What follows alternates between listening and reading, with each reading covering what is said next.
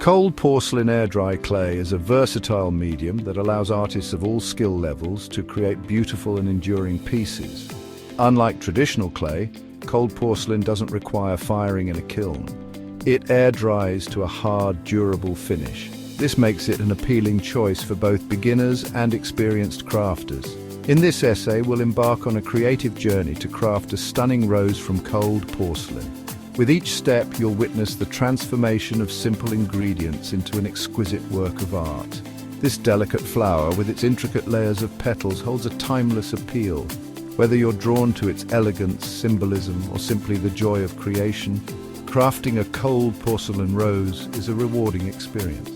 As you mold and shape the clay, you'll breathe life into a piece that captures the essence of this beloved flower. Before we begin our crafting journey, let's gather the essential tools and ingredients. Having everything within reach will ensure a smooth and enjoyable creative process. For the clay, you'll need 1 cup cornstarch, 1 cup white PVA glue, 2 tablespoons baby oil, and 1 tablespoon white vinegar. These simple household ingredients will transform into a pliable and responsive clay. In addition to the clay ingredients, you'll need a non-stick saucepan, a mixing spoon, a clean flat surface for kneading, cling film, acrylic paints optional, paintbrushes optional, and varnish optional. Now that we have our materials assembled, let's begin by creating the cold porcelain clay. This no-cook method ensures a smooth and lump-free clay that's a delight to work with. In your non-stick saucepan, combine the cornstarch and white PVA glue. Stir them together thoroughly until they form a smooth paste. Add the baby oil and white vinegar to the mixture.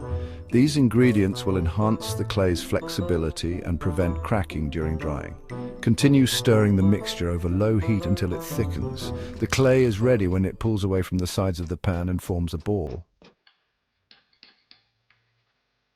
Once the clay has cooled slightly, it's time to start the process of achieving the perfect consistency for your sculpting project. This step is crucial for ensuring that your final piece is both durable and aesthetically pleasing. Turn it out onto your clean, flat surface. Make sure the surface is free of any debris or dust, as these can get embedded in the clay and affect the final texture. Be careful, as the clay will be hot. It's important to handle it with caution to avoid burns. You might want to use a pair of gloves if the clay is too hot to touch comfortably. Now it's time to knead the clay. Kneading is not just about mixing. It's about developing the right texture and consistency. Kneading is a crucial step that develops the clay's elasticity and ensures a smooth, workable consistency. This process helps to remove any air bubbles trapped inside, which can cause cracks during sculpting or baking. Using the heel of your hand, push the clay forward. This motion helps to stretch the clay fibers, making it more pliable. Fold it over and repeat. This repetitive motion is essential for achieving a uniform texture throughout the clay. Continue kneading for 8 to 10 minutes. This might seem like a long time, but it's necessary to ensure that the clay is properly conditioned. As you knead, you'll notice the clay becoming smoother and more pliable. This is a sign that the clay is reaching the right consistency. If the clay feels sticky, lightly dust your work surface and hands with cornstarch. This will help to absorb any excess moisture and prevent the clay from sticking. Wrap the kneaded clay tightly in cling film. This step is important to keep the clay from drying out. Ensure no air can penetrate. Air exposure can cause the clay to harden prematurely, making it difficult to work with later. Let it rest for at least 30 minutes before you begin sculpting. This resting period allows the clay to settle and reach its optimal working condition. This resting period allows the clay to relax further, reducing any internal stress that might have built up during kneading, making it even more pliable and ready to take shape as the petals of your rose. With the right consistency, your sculpting process will be much smoother and more enjoyable. Section 5. Shaping the petals, from humble clay to delicate forms. With the cold porcelain clay prepared, we can now begin shaping the individual petals that will form our rose. This process requires patience and a gentle touch, as the beauty of the rose lies in the delicate nature of its petals. Pinch off a small amount of clay.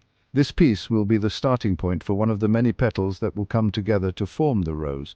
Roll it into a smooth ball, then flatten it into a thin circle using your fingers or a rolling pin. The goal is to achieve an even thickness throughout the circle, which will help in creating a realistic petal. This will be the base of your petal. The shape and size of this circle will determine the overall look of the petal. To create the delicate curves of a rose petal, gently pinch and thin the edges of the circle. This step is crucial as it mimics the natural soft edges of real rose petals. You can use your fingertips or a small sculpting tool to achieve the desired shape. Sculpting tools can help in adding fine details and textures that make the petal look more lifelike. Remember, rose petals are not perfectly uniform. Each petal has its own unique shape and size, which adds to the natural beauty of the flower. Embrace the natural variations in thickness and shape to give your rose a lifelike quality. These imperfections are what make each rose unique and beautiful. Continue shaping individual petals in varying sizes. This variety will help in creating a more dynamic and realistic rose. You'll need a combination of small, medium, and large petals to create a full and realistic rose.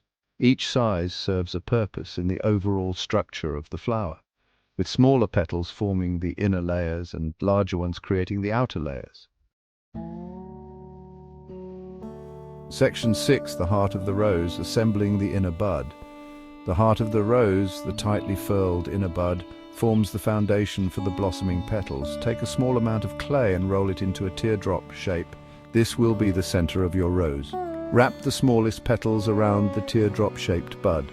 Gently pinch the base of each petal to secure it to the bud. Overlap the petals slightly, mimicking the natural arrangement of a rosebud. As you add more petals, gradually increase their size to create the illusion of the rose unfolding. Remember to keep the petals tightly clustered around the bud at this stage to maintain a realistic shape. Section 7, blooming into beauty, assembling the rose. With the inner bud complete, we can now add the outer petals that give the rose its fullness and beauty. Continue adding petals in concentric circles, gradually increasing their size as you move outwards. Gently curve and shape each petal to create a natural, flowing form. As you add more layers, you'll notice the rose beginning to bloom before your eyes. Don't be afraid to experiment with the placement and arrangement of the petals. Each rose is unique, and your creative touch will bring your own personal style to the piece. Once you're satisfied with the overall shape and fullness of your rose, set it aside to air dry completely. Section 8, finishing touches, leaves, stems and drying.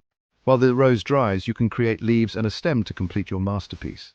For the leaves, roll out small portions of clay into thin teardrop shapes. Use a sculpting tool or toothpick to etch veins into the leaves, adding to the realism. To create a stem, roll a piece of clay into a thin cylinder. Attach the leaves to the stem by gently pressing them together. Once the rose is completely dry, you can attach the stem by carefully inserting it into the base of the flower. If desired, you can paint your rose using acrylic paints. Soft pinks, yellows and reds can create a classic rose look, while bolder colors can add a modern twist. Section 9. A protective embrace, varnishing your masterpiece. To protect your cold porcelain rose and enhance its beauty, consider applying a coat of varnish. Varnishing is an essential step in preserving the delicate details and vibrant colors of your creation. It acts as a shield, safeguarding your artwork from the elements and the passage of time. Varnish provides a protective layer that helps to prevent dust, dirt, and moisture from damaging the clay. This protective barrier is crucial, especially if you plan to display your rose in an open environment where it might be exposed to various contaminants. It also adds a subtle sheen to the surface, enhancing the colors and details of your sculpted rose. The varnish brings out the richness of the hues, making your rose look even more lifelike and captivating. Choose a varnish that is specifically designed for use with air-dry clays. There are many types of varnishes available, but selecting the right one ensures that your rose remains in pristine condition for years to come. These varnishes are typically water-based, making them easy to apply and clean up. Water-based varnishes are user-friendly and environmentally friendly, providing a safe option for both you and your artwork.